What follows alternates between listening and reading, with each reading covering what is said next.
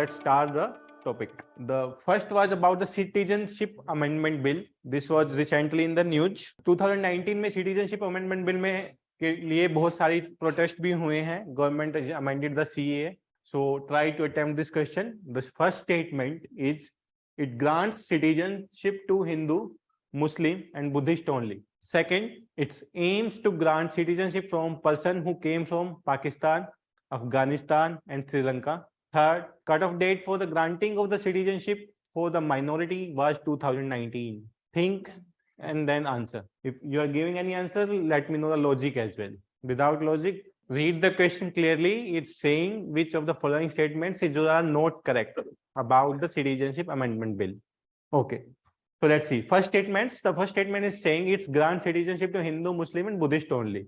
So this is wrong statement. It's also the Christian as well as the other mentioned in the bill, Christianity. Second statement, it aims to grant citizenship to person who came from Pakistan, Afghanistan and Sri Lanka. No, Sri Lanka is not in the option. In the bill, if you read the bill, then the Sri Lanka is not in the option. So this statement is also incorrect. Cutoff date for the granting the citizenship for the minority was 2019. The year was, it was December 31, 2014 was the cutoff date for it. So कोई भी आप attempt कर रहे हो तो if you are eliminating any statement तो उसके पीछे लॉजिक होना चाहिए. ये नहीं कि मुझे अच्छा नहीं लगा तो I can eliminate it. Words logic you are using तो उसके पीछे क्लियर लॉजिक लगा के इफ यू मेंशन करोगे आंसर्स को तो प्रोबेबिलिटी रहती है कि वो ठीक होगा. Otherwise without the logic it always will be incorrect. ठीक है. Second question. This was also in the news about the great Indian bustard. Initially, I already discussed about this topic, Great Indian Bustard. So please try to mark this answer. It is a state bird of Gujarat. The first statement is saying it is a state bird of Gujarat. Second statement is saying it is considered as a flagship grassland species, representing the health of grassland ecology. Third, the Great Indian Bustard lays eggs in nest on the tree. It is a state bird of Gujarat. No, it's a state bird of Rajasthan. So if you are eliminating the first statement, you can eliminate A and D. Now come to the second statements. इसके बारे में आप most of को clarity नहीं होगी कि ये है या नहीं है. तो let's come to third. Great Indian Bustard lays eggs in the nest on the tree. इस तरीके की स्टेटमेंट्स पूछना शुरू कर दिया एक्चुअली यूपीएससी ने ना, जो जनरल बहुत जनरल होती हैं. Instead of asking about the status, instead of saying कि बर्ड रहते कहाँ पे, दे आर आस्किंग कि जनरल में कहाँ पे है, इफेक्ट कौन सबसे ज्यादा करता है, they are asking about it. तो they are not on the tree but on the land. So it's known as the grass land. अगर आप दोनों को लिंक करोगे, it's a grassland species and laying eggs on the land itself. So the answer will be B. दो question हो गए हैं. किस किसने क्या क्या राइट मार्क किया. And try to write the topic Great Indian Bustard as well as the Citizenship Amendment Bill, so you can read more about it, these topics. So this was the second question about the Great Indian Bustard. Okay, so let's come to the third one. With reference to Australia Free Trade Agreement, India-Australia Free Trade Agreement, consider the following statements. This is the question number 3. The first statement is saying the India-Australia Free Trade Agreement is known as Economic Cooperation and the Trade Agreement, ECTA.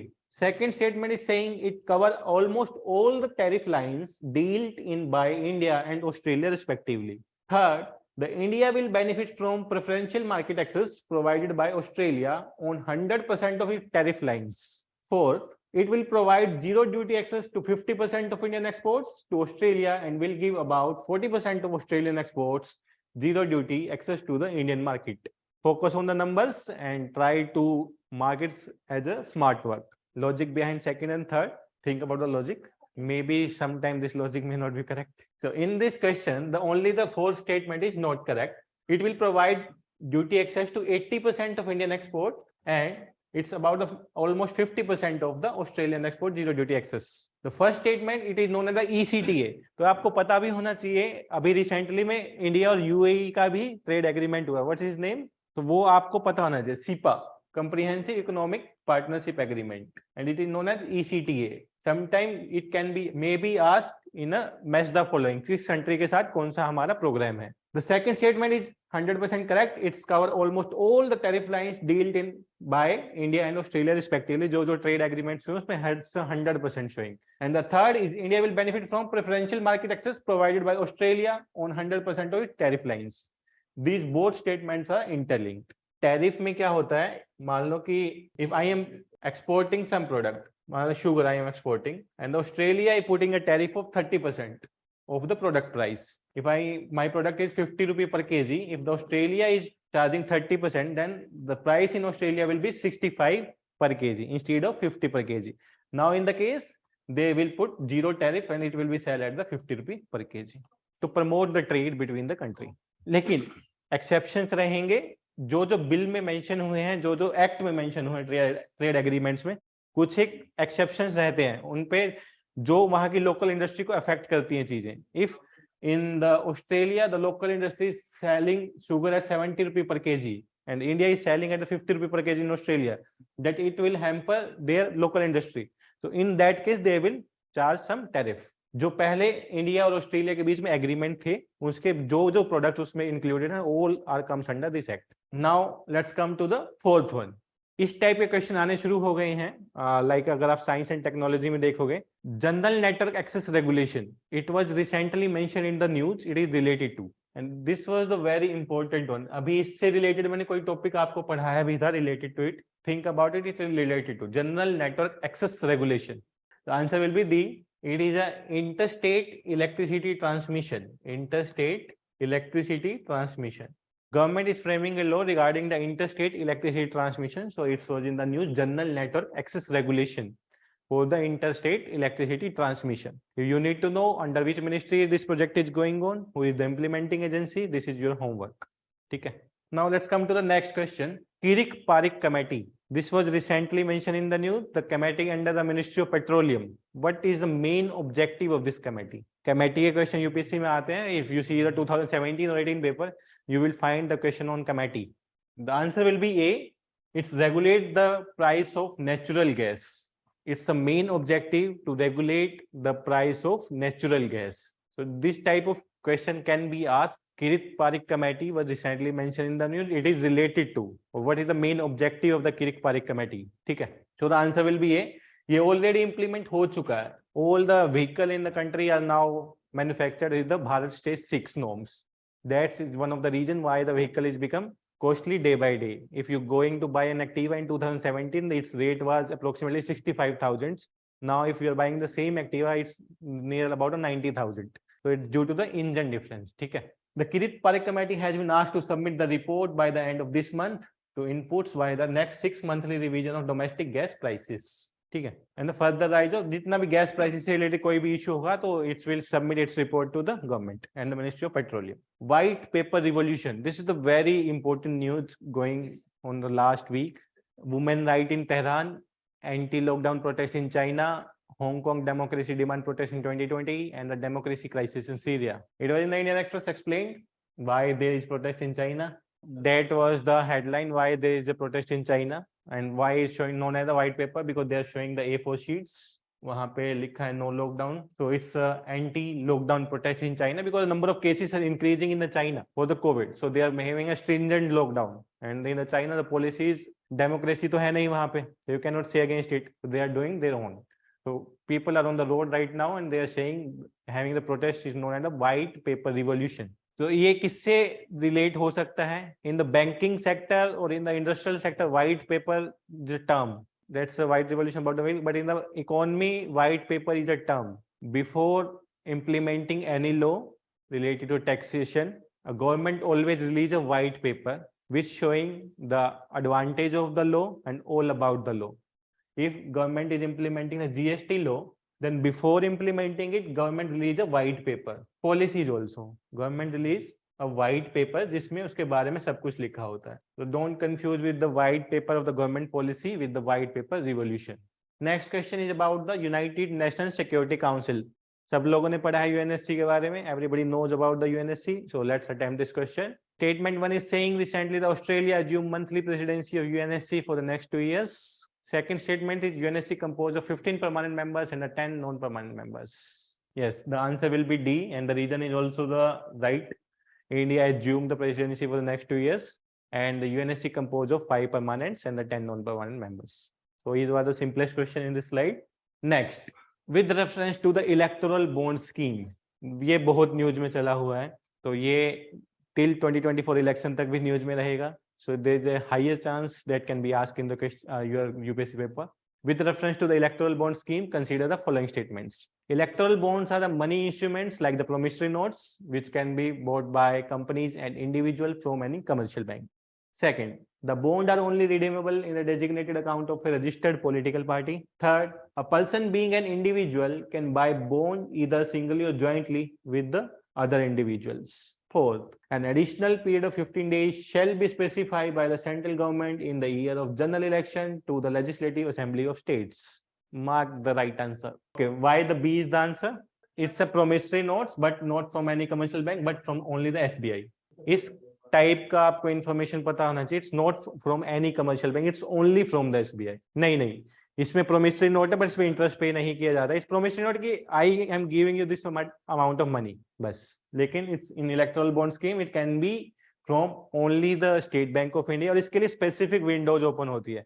इसमें ये भी statements open for 12 months, ऐसा भी नहीं है. Specific Windows announce की गई है. And this was the last amendment recently in the electoral bond scheme. The government will notify before 15 days. अगर state election होने हैं तो उससे 15 दिन पहले बता सकते हैं कि now we can take the electoral bonds. Right तो नहीं है. The law is made by the central government in the parliament, so they can amend anything according to that. And the most of the bonds are going to the only the single party. In the if you see the reports, the central government will announce before the 15 days. अभी नहीं है. अभी only in the electoral bond scheme, it's mentioned only to the State Bank of India.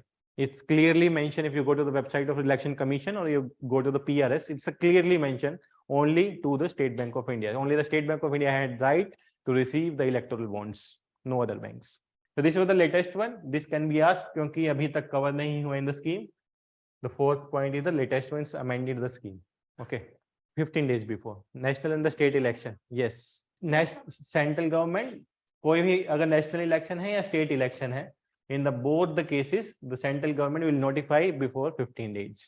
Border security force, this was also in the news. Border security force guards which of the following international borders? Border security force means BSF.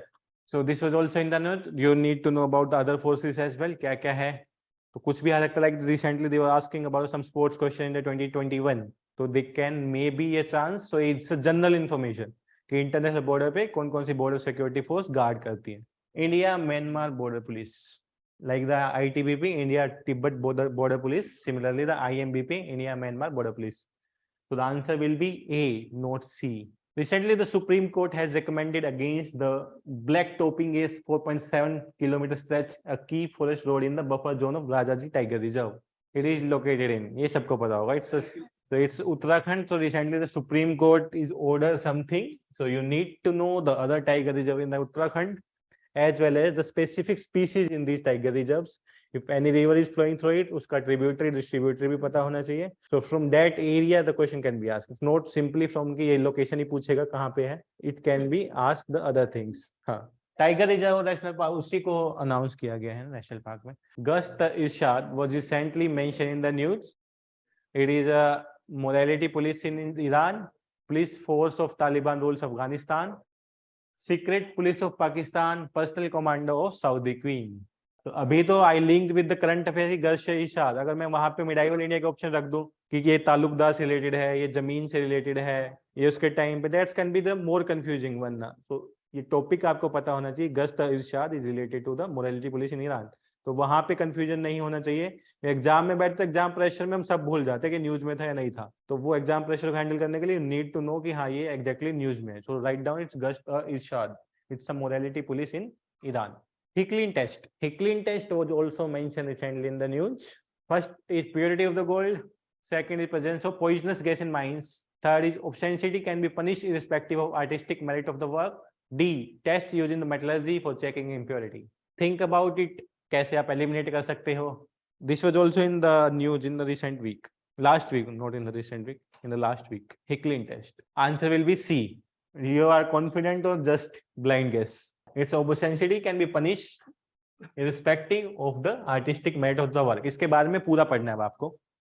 ये कोई भी आप work कर रहे हो तो उसके against भी आपको पनिश किया जा सकता है. It's simple. उसके बारे में पार्टिकुलर कंट्री से रिलेटेड है हिकलिन टेस्ट. तो उस केस में ऑब्सेंसिटी की मतलब जो भी आप काम कर रहे हो उसके अगेंस्ट है.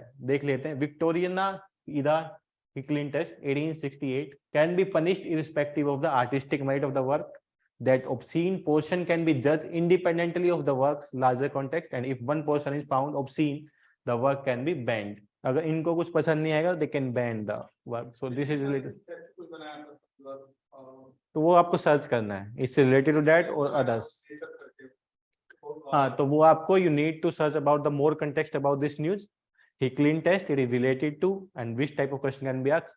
This just knowledge के Hicklin test को अगर मैं साइंस के ऑप्शन देता हूँ आपको related to some chemistry options कि इस चीज के लिए होता है, some poisonous gas का reactions के बारे में अगर मैं लिख दूं तो that it become more difficult. तो Hicklin test is related to, आपको देखना है कि context साइंस का तो है ही नहीं, but whenever it's come test so it become थोड़ा सा मुश्किल हो जाता है कि how it can be related to other options. Deal with the later on the SC did away with the Hicklin test. IPC ये आपको सर्च करना है exactly what is the case. What is the case in the Supreme Court recently it was mentioned. किस judgement पे या किस project की वजह से ऐसा हुआ है, तो वो भी इंपॉर्टेंट है. एक person, particular person, what's your view about the obscenity, मतलब आप क्या है, आपको अगर अच्छा नहीं लगेगा तो उस बेसिस पे इंडिविजुअल चॉइस था. विक्टोरियन ईरा, विक्टोरियन की क्वीन विक्टोरियन के उस पे था, तो इस रिलेटेड टू दैट कि वन पर्सन के बेसिस पे क्या है क्या नहीं है, क्या सही काम हुआ है क्या नहीं हुआ है, according to that. First loss default guarantee was mention in the news. First loss default guarantee, it was also mentioned in the last week. Lending model between the fintech and the banks. Second, life insurance policy by United Nations for refugee of Ukraine. Third, not implication of insurance policy in natural disasters. D, new mechanism for environment protection launched in COP27. Answer will be A. It's a lending model between fintech and the banks. First, loss default guarantee. It's a lending model between fintech and banks. तो economy में it's can be 100% surety kind के 2-3 question आते हैं about the terms, क्या है क्या नहीं है, ये मैकेनिज्म किससे रिलेटेड है, it's become the important. So this was the last question. Total topics भी है, कितने टॉपिक्स करें अभी हमने? 13. So you need to read more about these 13 topics. This is about you give the gist कि exactly में news में क्या क्या इंपॉर्टेंट है. इट्स नॉट लाइक कि पूरे 20 से 25 पेज इंपॉर्टेंट है. ये अप्रोक्सीमेटली 7 to 10 days के बीच के ही सारे टॉपिक्स हैं. Those we covered in a test, 20 topics in a test. Today we covered as well as these 13 to 14 topics. These were some of the important exam relevance topic we can say. उनमें से भी क्या पढ़ना है relevance होके, that the need कि हाँ ये चीज है. इलेक्टोरल बॉन्ड स्कीम पढ़ेगा, सबको पता कि है क्या, कौन रिलीज कर रहा है, लेकिन उसमें अभी क्यों न्यूज में है और क्या चीज चेंज हुई है. That the thing कि अभी 15 days extended period can be announced by the central government before the elections. तो इस तरीके की चीज इंपॉर्टेंट है. हिकलिन टेस्ट के बारे में देखोगे तो that can be क्यों न्यूज में है, वो होता क्या है, what is exactly the Hicklin test, ये आप लोगों को पता होना चाहिए. इसके बाद गश्त इरशाद, a good question can be framed on it. गश्त इरशाद, तो ये medieval art and culture ancient में इस तरीके के क्वेश्चन आते हैं. 2 से 3 क्वेश्चन टर्म से रिलेटेड आते हैं. हाँ, लास्ट ईयर भी आया है, तो इस ईयर भी आएगा ही, 1 से 2 क्वेश्चन आता ही है. तो दैट कैन बी इंपॉर्टेंट. और ऐसा नहीं है कि most of the time they can pick from the newspaper itself. अगर आप देखोगे तो हिस्ट्री में भी 1 से 2 क्वेश्चन जो न्यूज में रहते हैं उससे पिकअप कर लेते हैं वो लोग, या फिर उससे डिराइव होते हैं. मॉडर्न में तो आई कैन से कि 50% of the question is derive from the newspaper context. कोई भी आप क्वेश्चन अटेम्प्ट कर रहे हो यूपीएससी का, even the polity you are attempting it, out of 15-16 question I can say it is derived more than 12 question from the newspaper. तो newspaper पढ़ने से आपको एक टॉपिक का इंपॉर्टेंस पता लग जाता है कि ये topic important and the question can be asked from this topic. May be the question will be static, जैसे राइट टू प्राइवेसी आया था. Right to privacy why the UPSC ask, it is about the Puttaswamy judgement at that time. Puttaswamy judgement news में था. It's link to the right to privacy, it's link to the fundamental rights. So it's become कि या ये पूछा जाएगा. Now we are talking about right to health, right to food, तो ये किससे रिलेटेड करता है, क्यों आएगा न्यूज में. दैट्स आल्सो बिकम इम्पोर्टेंट कि ये एरिया 19 आर्टिकल 21 का एरिया इंपॉर्टेंट हो गया. तो उस एरिया में जो जो मल्टीपल डायमेंशंस कवर हो सकते हैं वो आपको पता होना चाहिए. Right to internet, right to marriage पूछा था अभी, एलजीबीटीक्यू की वजह से पूछा था. In the 2020 the LGBTQ bill was passed, तो वहीं से राइट टू मैरिज उठाया गया. अभी एग्जैक्टली अनाउंस नहीं किया गया है. हाँ, डीपीएसपी में है राइट टू हेल्थ. तो यही आपको एक डिफरेंशिएशन पता होना चाहिए. राइट टू मैरिज पूछा गया था तो it's also because of the LGBTQ. तो वहां से ही कॉन्टेक्स्ट डिराइव हो गया कि इस तरीके का आ सकता है. तो ये आपको सर्च होना चाहिए. अगर आप जनरल देखोगे तो इसमें लगता है कि स्टैटिक क्वेश्चंस है, but the context is completely derived from the current affairs only. Human right है अभी. लेकिन केरला हाई कोर्ट ने बोला right to internet is a fundamental right. Kerala high court की जजमेंट देखो, केरला हाई कोर्ट की जजमेंट में रिसेंट में 2022 के स्टार्टिंग में ही उन्होंने इस पे जजमेंट दिया राइट टू इंटरनेट। तो चेक अबाउट द टेलीफोनिक वो है आपकी रिकॉर्डिंग आपके नहीं का बैंड ऑन इट ना। हाँ, तो you need to be check its article 19 और article 20, but is the Kerala high court judgement जिसमें उन्होंने बोला कि right to internet is a fundamental right. लेकिन मोस्ट ऑफ द केसेस में देखोगे जो जनरल रिक्वायरमेंट है एक्सेप्ट द सम रूरल, मतलब बहुत ही जो ऐसी जगह पे विलेजेस है जहाँ पे अवेलेबिलिटी नहीं है, नहीं तो ब्रॉडबैंड की अवेलेबिलिटी हर जगह है। प्राइवेट प्लेयर नहीं, I am talking about the government player BSNL। If you going to the most of the location in the India, the BSNL is providing it service everywhere. तो लेकिन service अच्छा नहीं, but they are providing it with the telephone, कि आप अगर landline उनका use करते हैं तो they are providing some basic necessity के लिए। If you want to serve, कुछ भी सर्च करना है तो they are providing the internet at that case. ये रीजन बना क्यों right to internet? Due to the continue lockdown in the Jammu and Kashmir की इंटरनेट शट डाउन होने की वजह से, इसीलिए वो ज्यादा न्यूज में था कि कहीं पे भी कुछ भी हो रहा तो let's first shut down the internet without thinking it कि उस एरिया में बाकी कैटेगरी पे क्या इफेक्ट पड़ेगा, what will be the effect on education, what will be the effect on the financial transaction, what will be the effect on industries. उसके basis पे the court is announce कि ये as a fundamental right we can declare it. हाँ, cut down नहीं कर सकते, slow down कर सकते हैं, reasons behind the same reasons की आप इसको नहीं कर सकते मैक्सिमम, वो भी इस ऐसी कंडीशन में that are creating the more violence, जिसकी वजह से फाल्स इंफॉर्मेशन ट्रांसफर हो रहा है, creating the more and more violence. उस केस में यू कैन डू इट। अगर हाँ सुप्रीम कोर्ट वर्डिक्ट देता है तो it's is consider as a final verdict and we can consider it in the fundamental right. नहीं, केरला हाई कोर्ट का judgment देखिए, केरला हाई कोर्ट का judgment is also consider as a high court के judgment माने जाते हैं। High court supreme court judgment is consider as a right one, it's not like हाँ until and unless उसको challenge नहीं हुआ और सुप्रीम कोर्ट ने स्ट्राइक डाउन नहीं किया। तो ऐसा तो कोई केस अभी हुआ नहीं। And before going to the examination please check all the judgments की अभी क्या स्टेटस है। 27 28 मई को पेपर है तो उससे एक वीक पहले स्टेटस चेक कर लेना कि what is the current status right now. कोई और जजमेंट तो नहीं आया, अगर आएगा तो आई विल टेल यू कि हाँ ये जजमेंट अभी रिसेंटली रिलेटेड टू इस टॉपिक पे आया है। तो इस तरीके से आपको क्वेश्चन को देखना है, एक गैस वर्क होना चाहिए कि this is a topic in the news, इससे रिलेटेड ये स्टैटिक टॉपिक है that can be asked in the examination. उस एग्जामिनेशन में भी कैसे पूछा जाएगा वो आपके प्रिपरेशन स्ट्रेटजी पर डिपेंड करता है, how you are preparing for. कोई भी स्कीम्स है, इलेक्टोरल बॉन्ड स्कीम्स है, अगर इसके बारे में सब कुछ पता करना है तो इसके वेबसाइट पे जाके ECI के गो टू द FAQ, तो वहां पे सारी डाउट्स ही क्लियर हो जाएंगे कि आपके क्या है इलेक्टोरल बॉन्ड स्कीम्स, क्या नहीं कर सकती हैं, क्या रीजंस है बिहाइंड इट, कौन दे सकता है, कौन ले सकता है, किसके पास सारा इन्फॉर्मेशन होगा, सेंट्रल गवर्नमेंट के पास इन्फॉर्मेशन होगा कि नहीं होगा, या अपोजिशन का जो डोनेट करते हैं उनके पास इन्फॉर्मेशन रहेगा कि किसने डोनेट किया है नहीं किया है, SBI गवर्नमेंट को इन्फॉर्मेशन दे सकता है या नहीं दे सकता, और SBI bound to give the information to government और नॉट। तो इस तरीके की information you can get in the FAQ। जबकि जनरल आप बिल देखोगे तो उसमें मेनली बिल की हाईलाइट्स होती हैं कि बिल में क्या क्या चीज है क्या नहीं है, वो आपका FAQ से पता लगेगा। क्योंकि some of the time they giving the statements कि ये भी करता है जबकि वो चीजें बिल के अंदर नहीं लिखी होती।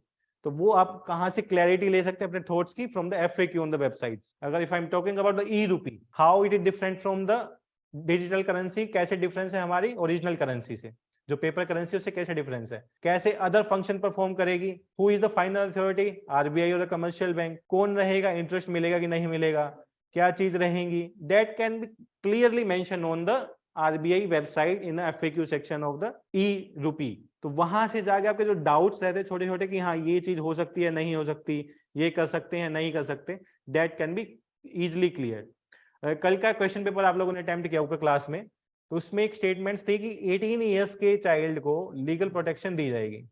That is only mentioned in the FAQ of the legal protection act, not in the legal act. अगर if you go to the FAQ of the that act you will find कि यहाँ वहां पे क्लियरली लिखा है कि 18 साल के बच्चे तक किसी भी कैटेगरी से किसी भी इनकम ग्रुप से वो बिलोंग करता है तो we will provide a free legal protection to him. और दूसरा अगर आप देखोगे 2017 में the question was on the national food security act. In that question there was statements जितना भी बेनिफिट होगा NFSA का that will be provide to the younger girl of family above 18 years age, not the oldest one but to the youngest one। तो ये भी mention है FAQ में कि ये ऐसा ऐसा हुआ है। अगर हम जनरल किसी कोचिंग वेबसाइट पे देखते हैं तो that's point is missing everywhere कि किसको मिलेगा। अगर जनरली हम देखते हैं we think it to get to the oldest women of the house to increase the women empowerment, but they keep it the youngest above the 18 year age. So ये जो छोटे छोटे फैक्ट्स हैं इसकी वजह से हम 3-4 क्वेश्चन गलत करके आ जाते हैं वहां पे। और वो 3-4 क्वेश्चन ही गेम चेंजर होते हैं. Sometime you can be missed by 1 mark, sometime you can be missed by 2 mark. In my prelims, I missed one prelims by 0.66 marks. So that can be the conditions कि आपको जो भी pin points करना है, जो भी preparation strategy बनाना है, according to that strategy you need to follow कि हाँ ये पढ़ना है, ये नहीं पढ़ना है. That is the important in the act. अगर सब जगह इन्फॉर्मेशन है, उससे थोड़ा सा एक्स्ट्रा इन्फॉर्मेशन के लिए you need to go to search कि हाँ ये हो सकता है. If you are reading magazine of any institute, if you are reading the any newspaper और the Edukemy magazine as well, go slightly beyond the topics कि ये होगा कि नहीं होगा. Similarly in the bamboo mission में आज मैंने स्टेटमेंट डाला कि ये एज ए ट्री भी है, that is not covered in the gadget, that is covered in the website of the ministry of EFFC, environment forest and climate change पे mentioned है. तो वो थोड़ा सा जो एक्स्ट्रा सर्च है ना, वही एक्स्ट्रा एज देगा आपको. नहीं तो मटेरियल तो सब पढ़ते हैं. जो एक्स्ट्रा एज आपको 5 से 6 क्वेश्चन का मिलेगा और जो आपको सेफर साइड लेके जाएगा, that is the your search कि आप उसको किस तरीके से सर्च कर रहे हैं. Always trust the authentic source. Coaching institutes are not the authentic source. Some of the time maybe some of the information can be the incorrect. Visit to the government source. अगर government पे गलत भी लिखा होगा, that will be considered as a correct answer. तो अगर कुछ भी देखना है तो go to the government website. PRS पे देख सकते हो जितने भी बिल्स आते हैं, you can directly go to the PRS and you can search about the bill. तो PRS में they are always uploading the summary of the bill कि ये summary है bill के, and this is a good source. अगर environment से related जाना है तो एनविस वेबसाइट है, एनविस पोर्टल, यहाँ से आप सर्च कर सकते हो. लेटेस्ट अपडेट आपको मिल जाते हैं यहाँ पे एनविस पोर्टल से. तो सिमिलर कुछ एक ऐसे रिसोर्सेज हैं. अगर आरबीआई से कोई भी रिलेटेड इन्फॉर्मेशन चाहिए, go to the website directly और वहां पे टॉपिक टाइप करोगे, पीछे आरबीआई लिख दो, that the topic directly come under any press release. इस प्रेस रिलीज में ये टॉपिक रिलीज हुआ, इसके अंदर ये चीजें कवर हुई थी. उस प्रेस रिलीज में नहीं होगा, they will give the link, इससे पहले की प्रेस रिलीज इस टॉपिक से रिलेटेड ये आई थी. It will take time 10-15 minutes etcetera. अगर उससे ज्यादा आप डाइवर्ट नहीं हो रहे हैं ऑन द इंटरनेट. इंटरनेट का सबसे नेगेटिव पॉइंट सही है, इफ यू स्टार्ट सर्फिंग, आप एक चीज सर्च करके कहीं और ही चले जाते हैं. That's the major negative thing about it. तो उस केस में आप कर सकते हैं कि 2 घंटे पढ़ के जो पॉइंट्स नोट डाउन किए ये सर्च करना है, then you can sit and search for the half an hour 45 minutes. तो ये आपका टाइम सेव करेगा. ये है तरीका पढ़ने का, even the current affairs, even the static part. तो कुछ एक चीजें ऐसी भी होंगी जो लक्ष्मीकांत में अपडेटेड की वजह से नहीं आई है. The print is release 4-5 months before, but they are not able to edit. उसको थ्रू लेके नहीं चलना, तो अपडेट रहना कि इसमें ये चीज अपडेट हो गई है, तो डायरेक्टली ऐड इन इट. देखिए, chief information commissioner is now comes under the central government के हाथ में कि उसको कितना टेन्योर देना है, कितना सैलरी देना है. तो that's may be updated, may not be updated in the old version. तो वो चेक कर लेना है, उसको साथ के साथ अपडेट कर लेना है कि हाँ ये नया अपडेट है. लेकिन उसका टेन्योर फिक्स था. It's a tenure was fix like the election commission of India. Now the tenure is in the hand of the government. उन्होंने आरटीआई एक्ट को अमेंड कर दिया. Now the government can decide कि इसको कितना tenure देना है, कितना सैलरी देना है, कितना पर्क्स देना है. मींस जो उसका इंडिपेंडेंस था वो चला गया अब. नाउ इट्स इसीलिए that's why in the news. State information commissioner भी, चीफ इन्फॉर्मेशन कमिश्नर भी. तो this kind of information you people need to know. तो यही थोड़ा सा डिफरेंशिएशन रहता है प्रिपरेशन में. अगर आप लैक करते हो 5 नंबर 10 नंबर से, यही थोड़ा सा एक्स्ट्रा एफर्ट करके you can gain and you can crack the exam. हाँ, अमेंडमेंट हो गया आरटीआई एक्ट में. आरटीआई एक्ट अमेंडमेंट एक्ट 2020 या 21 में हुआ है अमेंडमेंट. हाँ, कॉन्स्टिट्यूशन में कहाँ है आरटीआई? तो इलेक्शन कमीशन को नहीं किया ना sir. I am saying about the RTI, chief information commission, not about the chief election commissioner. So you are confused with the CIC and the CEC. It's about the CIC, chief information commissioner, not about the chief election commissioner. हाँ, तो दोनों में difference है, CIC and the CEC. तो paper में confuse नहीं होना, what is about the CIC and what is about the CEC. हाँ, it's a constitutional body ना, तो how you can amend it. वो politically motivated आपको statements नहीं देनी है. We need to write what is written in the constitution. तो हम उसके अकॉर्डिंग ही जाएंगे. It's a constitutional body and an independent body. So this is all about the today class.